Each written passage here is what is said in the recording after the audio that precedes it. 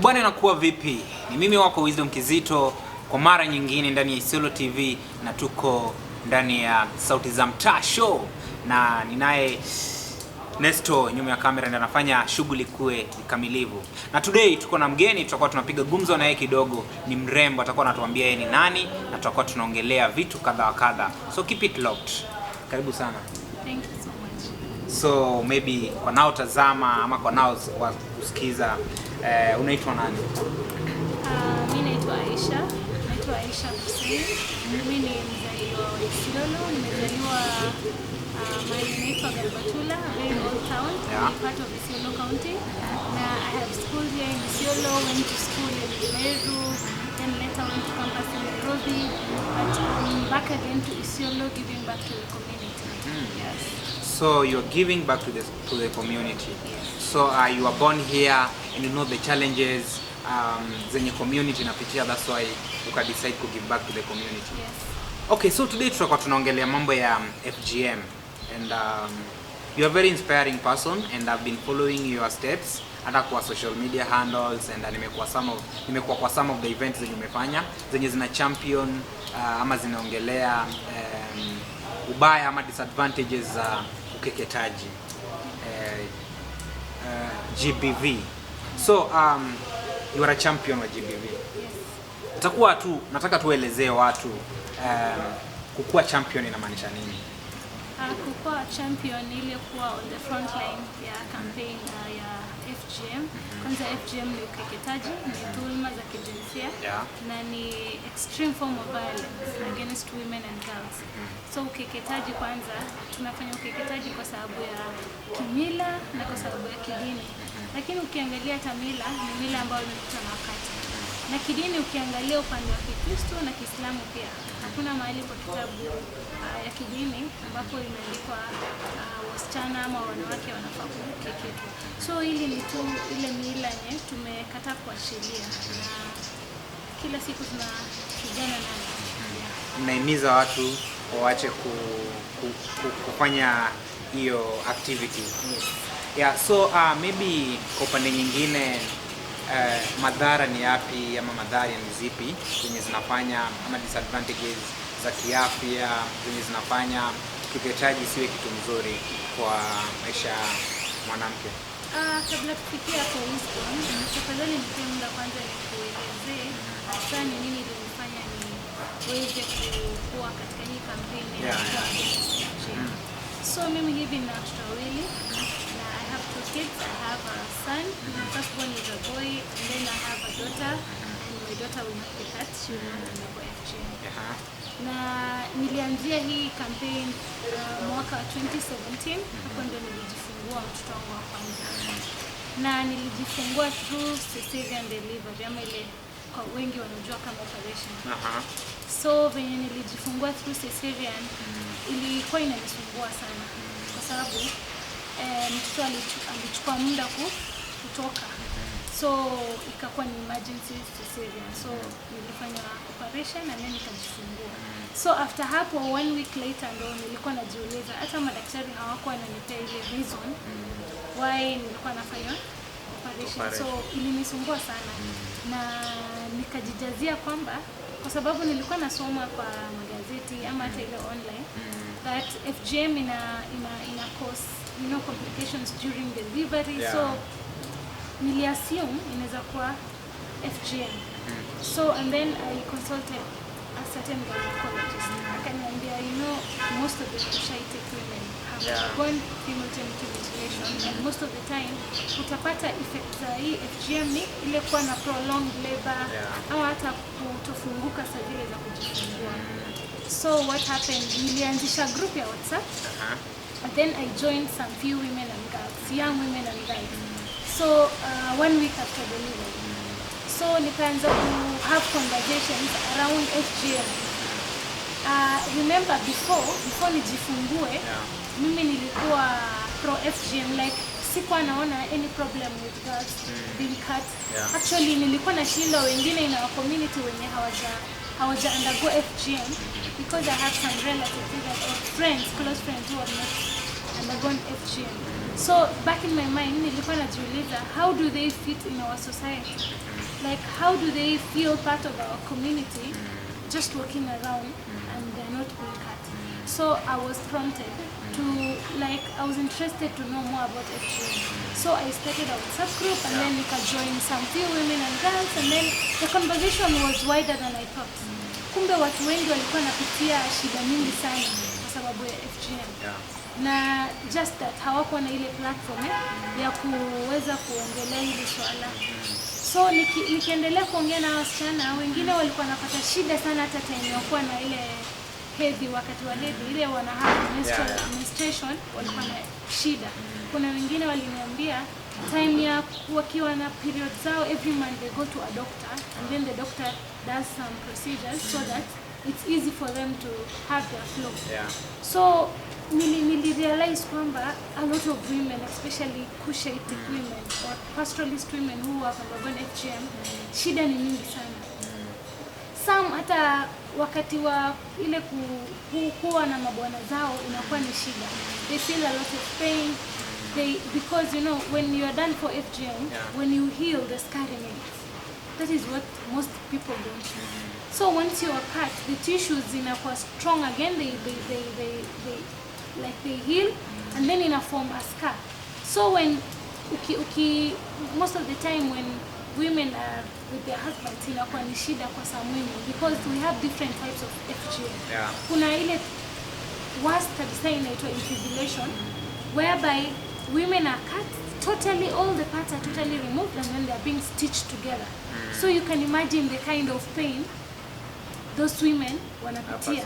It's so painful and it's so traumatizing. So hao wenye wanapitia hiyo type 3 FGM, when they get married, they need to be de-stitched. Yani wanatolewa hizo uzi zenye wameshonelewa pamoja, needs to be removed so that they can have time with their husbands. So you can imagine the kind of pain women who have been cut already are going through. So sometimes it becomes, you know, traumatizing. It's hard for women to even explain. Mpaka, you know, women don't want even to share their stories. They want to hold back. They want to hold back so that, you know, society isituone vibaya. Yani when I come out and talk about FGM as an issue, it becomes a really big deal because it was a taboo subject for people to talk about FGM. But really, women are going through a lot, and it's a really painful process from the word go. Ukikatwa yenyewe unaona ni kama, yani it's like there is a goat being slaughtered or something. Like the loss of blood, you know, the shouting being held by strong women, the whole thing is so bad. So you mean hawaifanyi kwa hospitali?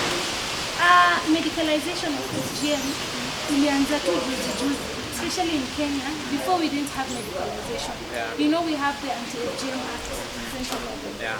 So after hii act kutokea, ndo watu wameona maybe if somebody is being cut na wanajua kwamba kuna mkono wa sheria, wanaona ni ngumu. So recently they have started the medicalization where ni medical personnel ndo anafanya hii FGM. But before it was so horrible. Even the medicalization, si kila mtu ndo ameichukua sahi. There are some who are still undergoing through the old ways of like kutumia ile reza ama hata kisu kukatwa. Okay, so hii issue inaitwa Sauti za Mtaa, na basically tunaangalia the real situation on ground. So nataka tu waambie watu wenye wanasikiza kwa mtaa wase wanasema vipi? Kwa mtaa why do they have to go through do they have to go through the FGM? Kwa nini mtu anafaa? Kwa nini auma anafaa kutairiwa? First, for most of the community, it is just to fulfill the religious part of it. You know, FGM is not religious. We've had so many scholars come together, discuss about FGM, and they concluded that FGM is not religious. It's just a culture that people are so attached to and feel they don't want to let this culture go because they feel ni kama yani wanaona they will have abandoned the culture that had been there for so many years back. Na wengi wanasema if our grandparents or our four grandmothers or hawajapata shida, sisi hatuwezi pata. So kwanza ni to be part of the culture. And two is to fulfill the religious part of FGM, which is not, because tumekuwa na religious leader. Even in Isiolo, we had them declare that FGM is not religious. And the other thing is to, for some communities, they want to, it's a transition from like childhood to adulthood. Like when a girl is cut, she's now ready to get married. She's a woman. She's ready to have a husband. So whether she's schooling or not, akimaliza tu, whether she's schooling, akimaliza hiyo process ya kukatwa, huyo ni bwana anatafutiwa. So most of the time, those are the reasons that. Okay, so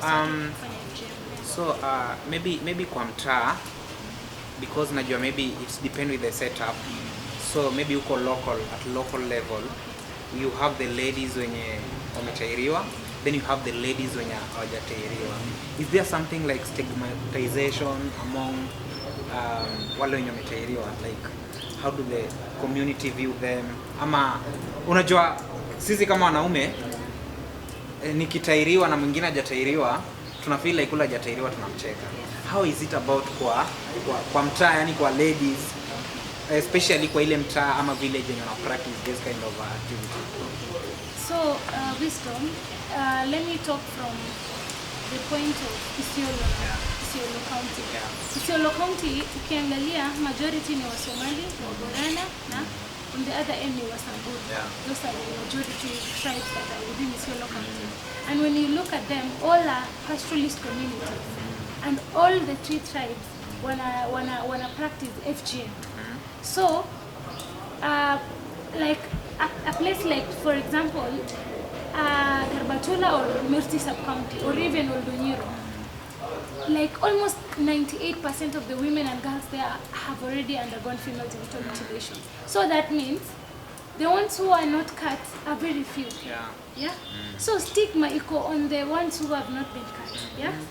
But as time goes, things are not the way they were like 5 years back or even 10 years back. Things have changed. The society is embracing conversations that are headed by women, conversations that are for women and about women. So things have changed. The stigma level is down. So before, like just giving an example of myself. Before I gave birth to my baby, I was like, you know, how do women go around and they are not cut? But now I wish I was not cut. You see, so things have changed. Women have started having conversations. Women who have not been cut and women who have been cut have come together. We are now running this campaign together so that we show our community, this lady has not been cut. She isn't a prostitute. She has gone to school. She has a degree in maybe a certain field. And, you know, being done for FGM is not an achievement. Yes. So another question, and wale watu wana practice this act, are they getting paid to do it, or like wana volunteer because it's a culture zenye they have to maintain? No. Trust me, it's a way of living. It's a source of livelihood for them. Because there's a small research we were doing about these women who are doing the cuts, cutters. So ukiangalia wengi ni wale wenye hawana mali, yani like they are from humble families. So when I sleep hungry na unaniletea pesa, sitakataa. So these are women, these are old women, yes, who don't have even food in their houses. Na mtu anakuja tu anakupea kama 5,000. Kitambo pesa ilikuwa kidogo because you know it was not illegal. It was not illegal, and also the state of economy haikuwa mbaya vile iko sasa hivi. So before, juu walikuwa na customers wengi, you know, it was not illegal in Kenya. So haikuwa that expensive, but saizi you might even get someone paying even 20,000, even 15,000 for a girl to get cut, because the other person is also risking to cut your girl, and you're also risking. So haina tofauti na kuuza drugs. Haina tofauti. It's illegal, very much illegal. It's even worse than that. So utapata mtu anafanya for a living. For a living, yeah. Yes. Yeah, So exactly. like there's an old lady I was interviewing. She no longer does it because she's old. Yeah. But there's somebody she had trained. So nilikuwa namuuliza, why were you doing this thing when you were doing it? So akasema sisi hatuna mali na sometimes there is drought. Yeah, exactly. So wakiona hawana otherwise they just cut the grass. Yeah, So and that point Yeah. drive me to our next conversation, because you are a champion and you're trying to advocate for a society that hakutakuwa na mambo ya FGM, a society that women will take the lead in leadership and rights za women hazitakuwa infringed.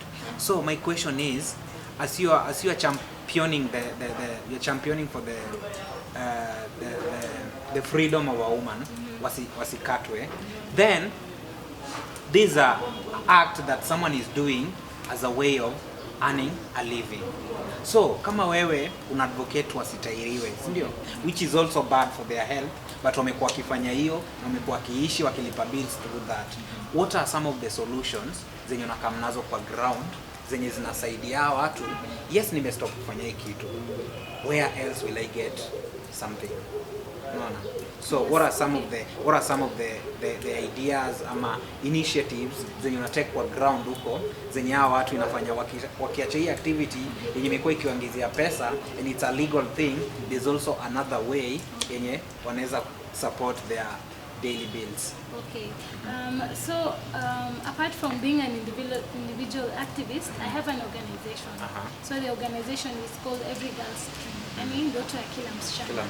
So it's a community-based organization, and what we do as an organization is sensitizing the community on different forms of gender-based violence, different forms of like what women go through in their daily lives. So as an organization, we helped the county to launch the anti-FGM committee, which was spearheaded by the anti-FGM board, and through our partner UNFPA, we were able to launch the committee. So as a committee, among the mandates that we had were reaching out to the people at the grassroots and sensitizing them on FGM. Yes.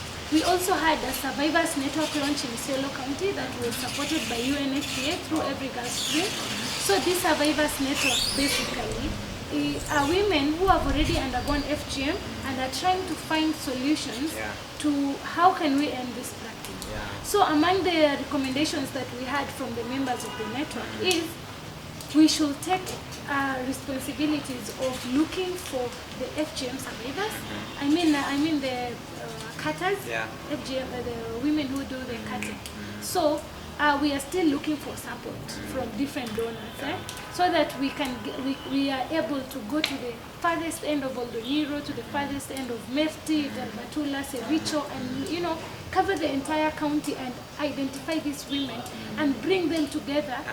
Maybe help them form some small groups and then take them to donors and give them, even through Women Fund or or the funds in the government that are there. So that's the initiative that we took as a network, and we are still in the process of how best can we identify these women and bring them together.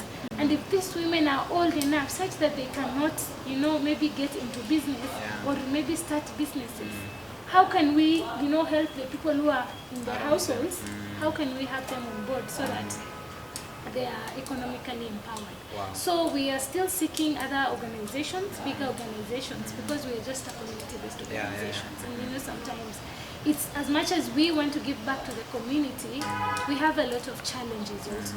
So yes, that is still underway. We are still in the process of identifying these cutters. We already have some of them in Burat. And one of our champion is in Burat, who is also a member of the network. She's already in the process of bringing those women together and helping them form a group. So it's an initiative that has been started by the survivors. Oh, Yes. that's a great initiative. So we are almost done. Yeah. So my other question is, I believe in a society where women are empowered, the whole community is empowered, and this is something that mostly affect women and ladies out there. How do you bring men to also champion for the same? Because I believe that when a woman is affected out there, also men are affected. Very true. So how do you bring men also to be champions and hear out about the FGM? Yeah, so men are very critical, by the way, in the campaign against FGM. Yeah. So what we did is, I don't know if you remember, when we had the youth caravan in Isiolo, back again our organization, Every Girl Stream, hosted the caravan here where we had a football tournament for the boys and for the girls. So basically what we were trying to show is, it's not a girl business only. We must have even the men on board. So even during the training, we made sure that we are having men on board. Also, we have religious leaders who are men. And majority of the community members in Isiolo feel it's a religious issue. So having these male religious leaders on board and having them speak about FGM, which they didn't a few years back. So it's also a problem. So having these men, old men, who are, also influential in our society is key. So we also have young people who are already champions. We have Men End FGM, very, very vibrant organization that is men-led in the country, and they are doing a very, very, very commendable work in terms of having men on board. We had the few male champions trained in Isiolo County, and they were awarded certificates for being, in the forefront of NFGM campaign. So we are working closely with this other gym. Wow, that's so amazing. Ladies and gentlemen, ini Sauti ya Mtaa show na tuko naye Aisha anatuelezea venye situation kwa ground, mambo na FGM imekuwa, some of the effects, what ladies or women are passing through, and how we can fight. We can join our hands together as a community, as religion leaders, as government leaders, other stakeholders, men, both and women, to fight FGM, which is a good thing. So maybe Aisha tukimalizia because of time. Before I forget, so you asked how are we having men on board to make sure that it's not only women business issue. So when a few months back when we had the launch of Kenya ni Mimi, Upper Eastern Edition in Isiolo County. So Kenya ni Mimi is a youth-led organization or network that was started by the CAS for Ministry of Youth, CAS Nadia. So when we had the launch here, I am the ambassador for the county. So when we had the launch in Isiolo, we tried to identify which are the problems that women or the young people in Isiolo County are facing. And we felt there is an issue that we have, but most of the time we don't want to talk about. And we identified that was FGM. So we had an intergenerational dialogue where we had young people, we had old people, we had government, people in government, religious leaders. Then we tried to look for solutions on what can we do in order to end FGM. So what I'm trying to say is the conversation is there. The only thing we need is action. We have the Anti-FGM Act. Are people aware of this act? People at the far end of Oldonyiro, do they even know that the act exists? And that's where now you need to also to bring media as stakeholders also. Yes. So what we need is, for even the government, the national government has already taken it as an issue, and Anti-FGM board is doing a lot in terms of addressing FGM. So what we need is for also the county government to have this at heart and support CBOs or the NGOs who are around Isiolo County and are trying to address FGM as an issue. So, and also the other issue is we don't have a rescue center. We don't have a rescue center. You might rescue a girl who is in fear of undergoing FGM, but where do you take her? So it's also an issue. We had the president give his commitments during the Generation Equality Forum, and he said that he will make sure we have rescue centers across all the 47 counties. And it's something we hope to get maybe in future. So, yeah. Wow, that's so amazing. So that means you have the government as a stakeholders, and they're helping you to fight this. Yeah, that's amazing. So and also, before I forget, let me wacha nijishukuru tu. So we had the launch of Generation Equality in Nairobi, and I represented my county, and I got the head of state commendation for the good work that I do in order to make sure that we end FGM by 2022. Yeah. So all this is a motivating factor. That means the government is doing something. Already is doing something, and that is the national government. So the county government, it's an advantage because pesa ziko hapa. So we are asking the government to support these youth-led, women-led initiatives. And when you look at these initiatives, vijana nafanya kazi sana, and also the young women who are doing a lot. But sometimes unakosa ile motisha ya kufanya hiyo kazi kwa sababu you're like, even the county government, my government is not supportive. So unavunjika moyo. Okay, so before we finish, before you tell us your last word, nataka tu tuambie if someone anajua mtu mwenye ana pass through that situation, ama ni mtu mwenye anataka wana prepare ndio wamtairi, anaweza reach wapi? Anaenda kureport kwa chief, anaenda kwa OB? Is there a number that she or he can call ndio apate that support ama kuwe rescued? So okay, first we have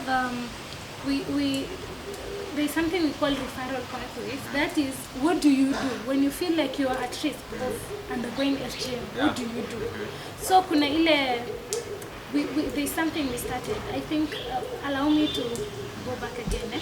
There's something we started as an organization, having anti-FGM clubs in schools, because most of the time we educate the community, but we leave a very important section of the community, and these are kids at risk of undergoing FGM. So what we did, we have two pilot schools, that is Roba and St. Kizito. We started the clubs to make sure that these kids who are in school know that FGM is not right, because mtoto akiona ule mwingine amepatwa ata feel so incomplete.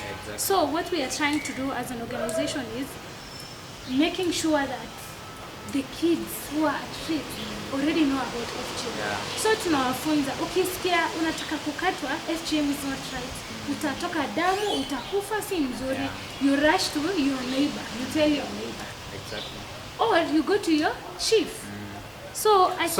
But do you think that telling your neighbor is safe? Because sometimes you might tell your neighbor, na kumbe neighbor amepanga deal na mzazi, na neighbor kushtaki kwa mzazi, na mzazi akuseti. So do you think it's safe? Sometimes it's and not. Maybe pia location yenye tunaishi unapata unaishi place mbali na place office ya chief yuko. So in that situation, what do you do?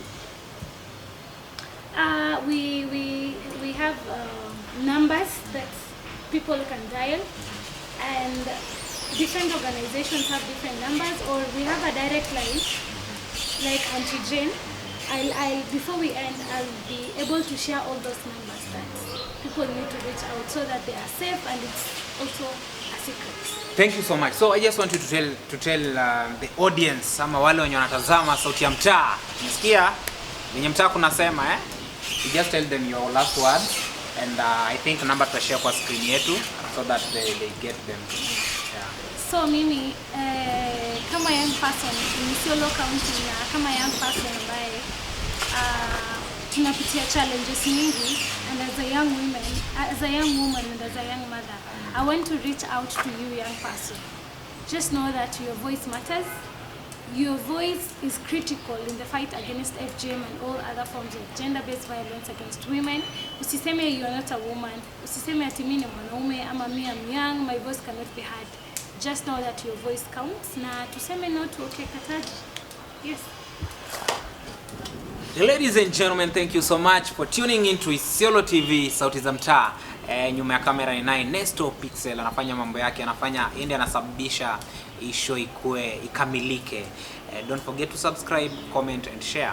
And then ndio tuzidi kuwapatia content amazing zenye zinatu affect uko mtaa, sauti ya mtaa. Tunataka ule msawa chini manze. Kama wewe ni youth man, unapiga hustle, tutakuficha kwa show yetu to market hustle.